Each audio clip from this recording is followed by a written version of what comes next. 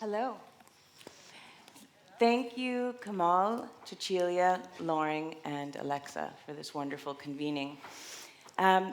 So as Kamal outlined, we're with three luminary leaders who all mark different areas of education. As for me, Kamal mentioned, I'm the artistic director at the Hessel Museum, but prior to that, I directed their really wonderful graduate program in curatorial studies. Cecilia is an alum. And mentorship and opening up pathways into the art really has motivated me, and that is the case for everyone on this panel. Something that we did at the graduate program was always look critically at the systems of art, historically and now, and reimagine how they could be different. And that work happened in the classroom, which is what I want to talk about first off today. The classroom is a really special space. It's not just a group meeting. It really is a space of transformation, or can be with the right groundwork. It's a space where what one knows, one's perspective, one's sense of self can be transgressed and expanded, sort of what we want also out of our arts institutions. So I want to start off by asking my panelists how you structure your classroom, how you make it transformative, whether it's in a public school, Karen, a studio, or an exhibition. Transformative and also inclusive for women, which is a vast category inflected by lots of different experiences and struggles, and to diverse groups of people. So, Kim? Okay. First, I just have to thank Kamal for bringing me into this phenomenal gathering. Just to add personal things, I'm from Baltimore, and I went to the Bryn Mawr School, which is an all-girl K through 12 school there. I was a 12-year girl, and when this museum, when the National Museum of Women in the Arts opened, our school celebrated that. It was a huge deal for this all-women's school that I went to, and for me to be a part of this program is just an amazing full circle for me. And I also have to mention that yesterday was my mom's birthday. She would have been 100 years old, and she just passed 4 years ago. She's around a long time, and she would have been sitting right there. She would have dragged herself here if she were still with us, and I just want to just say that this is an amazing convergence for me about strong Black women, strong women, and the people who built who I am. So I just had to say that. Used up some of my minutes. But one of the things, I love this question because as an art historian, I have a certain way that I deal with the teaching art history in the classroom, of course, but also that bleeds into how we structure studios as well. And I think one of the things about inclusivity is to just immediately make sure that everyone is aware that the canon, the structure of the academy, everything must be questioned immediately. So, for instance, when I would teach my first teaching gig in the School of the Art Institute of Chicago, I was teaching both the American art class, American art, like I think it was 1890 to 1945, and I also, that was like on a Wednesday, and then on Friday I was teaching the African American art class. And so I made a point of saying in my introductory remarks to the students, these are the two classes I'm teaching, 2 different days, same person. What does that mean? What do you think is in your class that's not in the other class? And if I'm teaching it, what do you think I'm putting in it? And so I think breaking open those types of questions, and basically I want our students to always be questioning what we're feeding them. And for me to be honest about that. Like, you're getting a perspective from me of art history, And that means you should ask your other teachers what their perspective is, right? And then I'd say in the studio, one of the things that we really focus on, also in my art history classes, is to ask what is not there. So I often have assignments in my classes where students have to go out and find something that's not in the class. And that also emphasizes that they can also be in control of a narrative. The way that I love Kamal's collection, for instance, is also pushing on a narrative and adding to it and disrupting it by showing us work that we may not find in an art history class, but we know the people who are making them now. And the other space is also to have some bit of safety for this type of questioning, but also we do at the School of the Art, at the Yale School of Art, we've introduced some training for faculty and students about the trauma-informed studio, the trauma-informed classroom, and that type of training really sets up, and we have some of our students here, ask them about it. It really gives them some vocabulary, so when they're working on, let's say, sexual trauma, that may be in some work that they are presenting in their critique, that there is some language around how to talk about that, how to pause talking about it when things are not very comfortable for instructor, other students, or the artist, him or herself, or themselves. And I think that's also that type of support that gives you support in the fact that I'm always saying that there should not be aversion to discomfort in the educational space, but there should be some support for how you deal with it. I'm always saying you should not, if you're too comfortable when you're learning, you're not learning. And I think as women in some of these spaces and as people of color, other marginalized groups, that support needs to be, or that acknowledgement of that discomfort needs to be there. And then that helps people talk about it more. Thank you. Thanks. Thank you. Again, I must echo Kim and thank Kamal for this wonderful opportunity and for what you're doing for our present artists, our future artists. It's a pleasure to be on this panel with Lauren and Kim, and just a special thank you and appreciation for Sandra Jackson-Dumont, who I've known since her days at the Whitney Museum of American Art and the Studio Museum in Harlem and the Metropolitan Museum of Art. It's been an honor. We go back. we go back.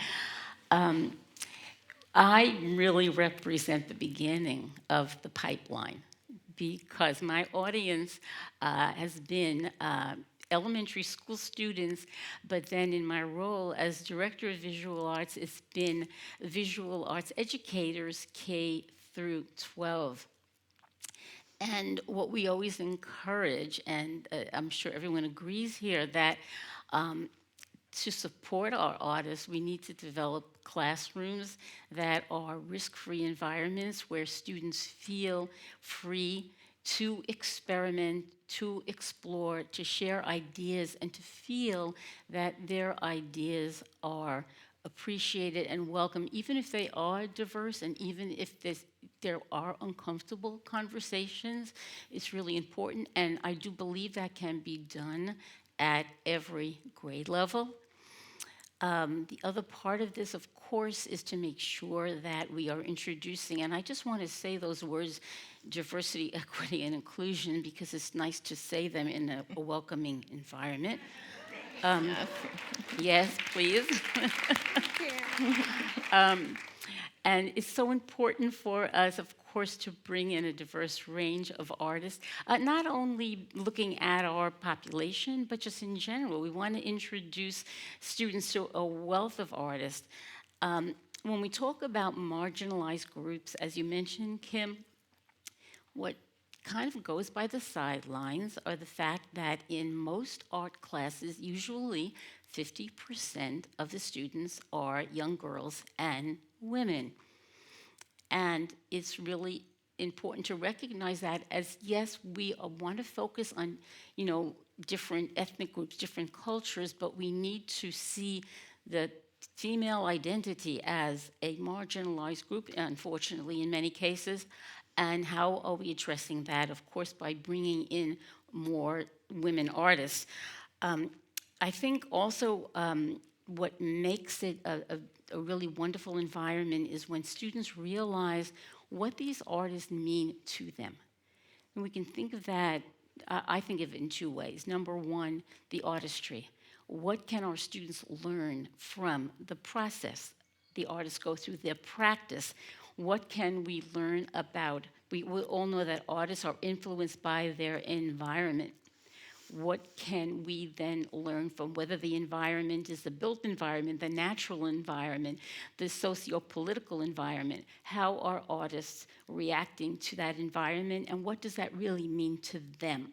So it's, yes, bringing in artists, becoming familiar with women artists, but what place does it hold for them?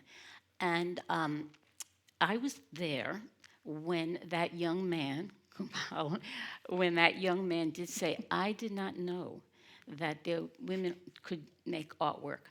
So to me, another aspect of creating a really wonderful art environment is to recognize, yes, we're empowering young girls and women, but we're also changing the hearts and minds of boys and young men.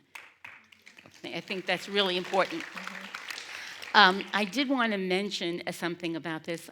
I had the wonderful opportunity of bringing educators, a total of about 80 educators all told, to the exhibition in Chelsea. They in turn brought their students, and we had over 500 students visiting this glorious exhibition of women artists. And I just wanted to share something with you before I pass this on to Sandra.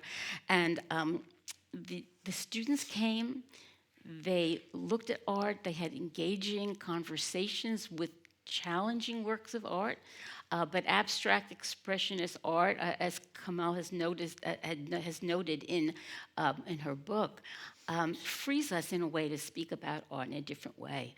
And these students had great conversations. They went back to the classroom. Many of them created artwork that was later shown at this exhibition, where that student made that wonderful remark. I just wanted to share two quotes that I thought say so much. A second grade class worked with Rachel Jones. They were very taken with Rachel Jones' work. And this is a quote from the student. Rachel Jones taught me that I could use the lines, shapes, and colors to make my work. I don't have to use pictures to show that I'm happy. I use color to show my emotions. For an older student who was very taken with the work of Sarah Z, the work that was in the show, which you've seen is spectacular, but also learned about her installation art. Sarah Z inspired my work. I liked how you could see how she made her work with clips and tape that you could see. I never thought about making a sculpture like that before.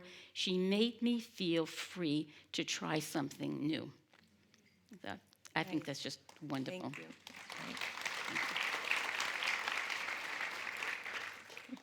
Thank you, Kamal. And Cecilia, who I just adore on so many levels. So I work in museums, but I used to teach high school here in DC at Duke Ellington.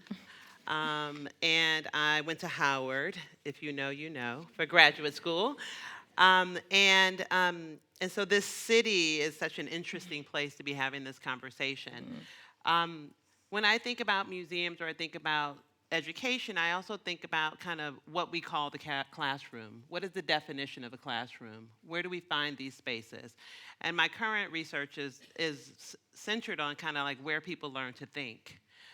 because I'm finding in this moment in time, we have greater access to more information than we've ever had in the history of man, yet we have a more intellectually flaccid society.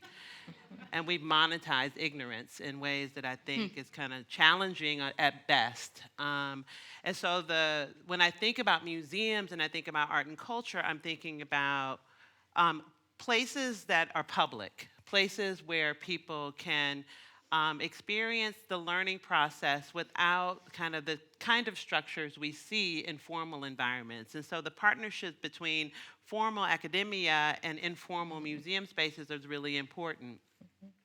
It allows people to take risks. And when I'm thinking about the pipeline, or I'm thinking about museums in general as spaces for learning, in terms of how I approach it is that people are learning throughout their lives. I would love for museums to also be a place for alternative, like credentializing. Like, what happens if museums actually become those spaces? So when I think about kind of the ways I approach education in these spaces, I think about kind of growing up in church. I think about other places where I learn to think, and I think about how we transfer some of those practices into a museum space. And so a museum, a work of art, I'm thinking about helping people understand and preparing teachers and preparing educators and curators and staff in these cultural institutions to have more dynamic conversations about the ways in which these artworks not only work for us, but oftentimes against us. I think it would be naive if we are talking about all of these objects being in our favor. They haven't always been. Some of them have been strategically organized to actually make people think a particular kind of way. So how do we use museums systemically to actually help people understand the legibility of objects? What does it mean to read? What does it mean to truly read, to see, not go see things? Not go see things, right? What does it mean to see? And then how does that translate and get tethered to the broader world? And so I think that museums become these incredible platforms, capsules, environments where we actually can be medicinal for a moment like this, where we actually can operate in a way, and by a moment like this, I mean a moment where we are finding ourselves kind of just saying, I just can't. How many of you have heard that? People are like in spaces, it's just like, I just need a break. And I'm like, yeah, and. So what does a museum look like in that space? I'll give you one example. I grew up in San Francisco in the Fillmore, which is a very specific part of San Francisco for the Black community in the 70s, and I lived across the street from the St. John Coltrane Orthodox Church. Yes. It's amazing. It's art history 101, honestly. John Coltrane as Jesus, like John Coltrane as an artist, beautifully painted images. The choir is a jazz band, And so I grew up across the street from that, and my dance teacher and theater teacher, for a very shy Sandra, was a woman named Judith Holton, and she was in the Sun Ra Orchestra. And she taught young kids how to think, how the imagination isn't something that's for someone else. It's not something that is isolated in the world for those who actually are of a certain privilege, but she taught us that these cultural spaces, whether it's the stage, the proscenium stage, the non-proscenium stage, the museum space, were places where you actually were to glean your skills, grow, like really truly learn how to think. And a lot of us realized, and our parents would say, I don't depend on the education system to teach you. Mm-hmm. So these other locations became the nodes for this kind of thinking to happen. And so I feel like the museum space is one of those most courageous spaces if they're used well and right, and if we actually train our educators to do the kind of work that these two folks have been talking about. Fantastic. Yeah, Karen and I were talking about how arts classrooms are often the place where people just come to learn how to think. similar to what we want out of museums. But I want to get to your teaching strategies, but before we go there, I want to spend a little time on the I just can't moment related to education. We don't live in states where books are banned, but education is under duress. Everyone knows that. We're experiencing funding cuts. I just got new protocols for how to deal with ICE if they arrive at the school. And innumerable sort of new challenges for educators and administrators every day. There's also a question of climate. After the last presidential election, boys were running around my child's public school and saying to girls, "Your body, my choice." And also, students arrive, young adults arrive at school, going into these classrooms, which we've just described in such large terms, from a very, having been in a very polarized discourse. Social media encourages very extreme stances. So I guess, my next question is, how is this environment seeping into your work, your educational spaces, and how do you combat it? Going to go in the same order. Let's go in the same order. Okay. Yeah. The social media part of it is huge in this battle against it. So one of the things that I try to emphasize as the dean when I give orientation to all the students, I say pretty clearly that I want everyone to interact as humans. We're all afraid of AI. However, the way that an entire generation and another one coming up interact is not in person. And that, of course, encourages people to say things that they would never say to your face.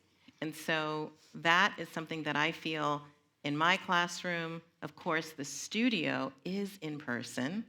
And what we're seeing now in arts education is that there can be so much animosity and conflict happening outside of the studio, on their phones, and then they have to come in and talk about each other's work. And so what is rising up into my office and my student affairs office is, can you please mediate our conflicts that we're having online? And these are grown-ass people. The average age at the MFA at the Yale School of Art is 29. Wow. And I say that to them, you all are grown. We are not your parents. You must get off your phones, walk next door into your peer's studio and talk to them. And that is becoming a huge part of what my staff is doing. And the faculty is trying to show, teach, model human interactions and proper etiquette. I was raised with people saying, not raised right. And I feel like we are in a generation where there are a whole bunch of people coming into our classrooms and our studios, into our museums, who were not raised right. Yeah. And that now is on our institutions in Very many true. ways. Yeah. Very true. Yeah. Thank you. Yeah, so going back again to pipeline, I think for me the answer in the art room is to engage in civil discourse. And it's the perfect place. I've done a lot of work with this with students that I've taught when I was school-based, and in my role as a director of visual arts, I shared this with teachers so many times in so many different workshops that we've done, and that's the idea of what we call accountable talk. And it really means having students look at a work of art, spending some time with it, setting certain ground rules, and then stepping back and letting them have the conversation. And the rules are very simple. They are to look at a work of art, make a comment. And I'm not talking about VTS here, which I think is valuable in certain senses, but I think is too teacher-directed. The idea being that students know that their voices are important. They say what they want to say. The next person does not go off and talk about what their idea was, but builds on what they heard. So that every student feels that my voice is being heard, I am going to be responded to. And of course, on the flip side, I am sitting here and I'm listening to my peers and I'm giving them my feedback. And we encourage that feedback be yes and, or yes, but can you say more about that? Why do you feel that way? I don't necessarily disagree with you, and this is my reason. And I've done this with students as young as third grade students. I just have a memory of sitting in front of a work of art, and it happened to be Large LA Interior by Hockney. And we had a poster, and I'd like to just put a plug out for posters and not necessarily images that disappear, and having a conversation with students that lasted clearly over a half hour. And you could see that as it progressed, they were becoming more and more interested and invested in this because they realized they were doing something very important. So I'm just going to end that by saying the art room is the perfect place for that, talking about works of art with it being open-minded and training our youngest students to do that. Sandra? On one hand, I feel like the approach that I've taken has been centered on this idea that, let's put the phones away. But more and more over the last 10 years, I've been like, take your phones out. Like, let's use your phone. So instead of it being pushed away, I'm like, let's start with what are you looking at on your phone? And then how does that tie to what we're looking at in here? And those connections seem to be tethering young people to what they're looking at, to what's on view. Because actually, anything you're looking at your phone, I can point to something in a museum. And so, what is that bridge for you? The second thing is, as an example, I think it's fascinating when I say my goddaughter, who I raised, she didn't have a phone till she was 15. People just want to throw money at me. They're like, what? How'd you do that? And I'm like, she can't have a phone till she's 15. You know what I mean? It's like, I think, and so there's this idea that the schools also are parenting children, and I'm like, well, no, that's not what's happening here. And so modeling some of that as a parent, but as an educator as well. But I think that tethering to what they're actually looking at. Before phones, I used to stand in the hallway and I eat my lunch in the hallway and listen to what kids were talking about, and then just talk about that in the classroom. Oh, have you guys seen? My recent thing is, and they'd be like, how does she? Wow, she's cool. I'm like. I just got a good ear hustle, you know what I mean? So I think that's, instead of fighting it in some ways, I think incorporating it. AI is here, the internet is here. So having conversations about how the mass-produced image, film, technology, all of those things they're just here to stay. We're looking at one of the most amazing filmmakers here on the front row. If I tell young people don't get on the internet, I'm like, you need to be reading her Substack. You know what I mean? I'm really interested in where we're getting information and pointing people to truth. But more than anything, how do you discern what is real and what isn't is a skill that we can have conversations about. But young people, they get it. They're going to museums. They represent in most of our museums 33.3%, a third of the population. They're just not members. They're going. This is they think this makes me seem like I'm a thinker. Going to a museum, seriously. And so it's fascinating. Teens Take the Met is packed to capacity with young people from all over New York City, specifically because they're like, oh yeah, I'm gonna meet my girl there. I'm gonna meet my boy there. Or my crew is gonna roll up. Yeah. So I think that there's a misunderstanding for how we're reading the ways in which young people actually process culture. And I think for them, the phone is culture. We have 1 minute left. I just want to How is ask that possible? one more question of Kim. When we were prepping for this conversation, you said you often talk about this phrase, a limited, expanded canon, which I think also connects to the project of making their mark.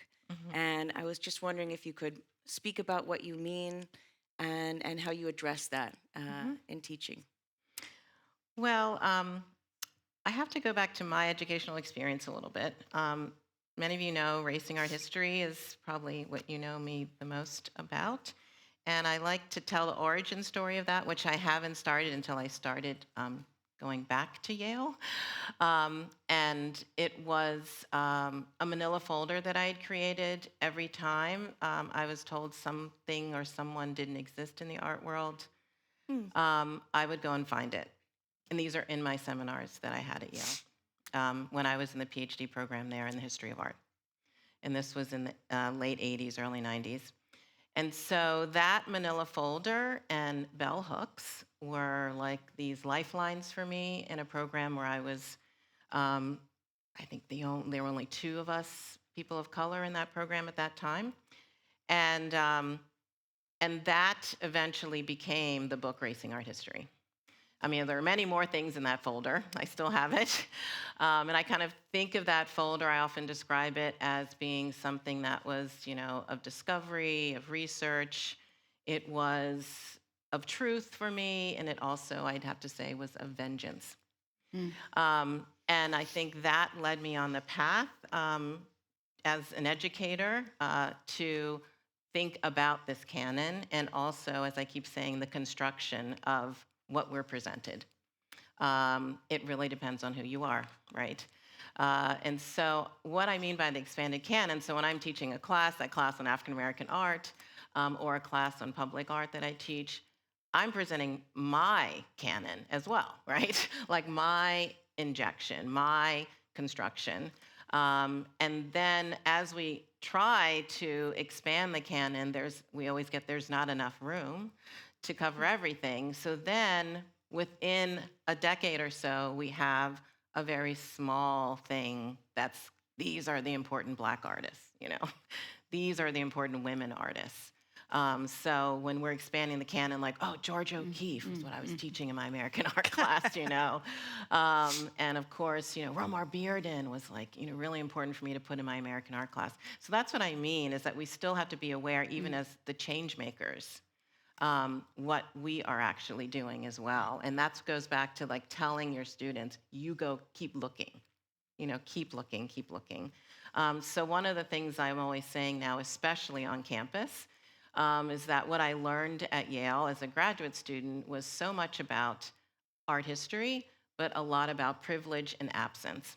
And I want to give a real shout out to Samia Halaby here, who is one of the people who worked so hard to be a role model in the Yale School of Art and did so much for students. This is a book here by the last dean, Marta Kuzma, who wrote specifically all about the history of women at the School of Art at Yale.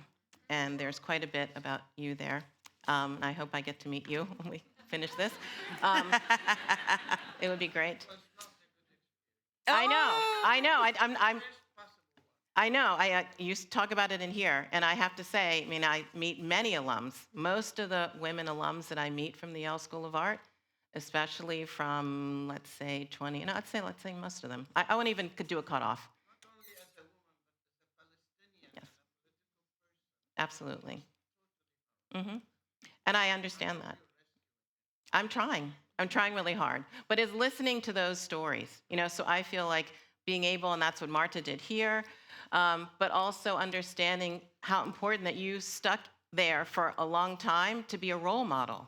And I think that is something that all of us in this room, I was very naive when I started in many of these leadership roles, not understanding that I was modeling behavior as a role model, just being there, not saying one word.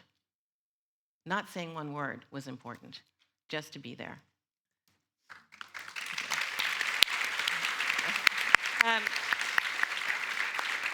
That was an important and long minute. Sorry. And that's us for us.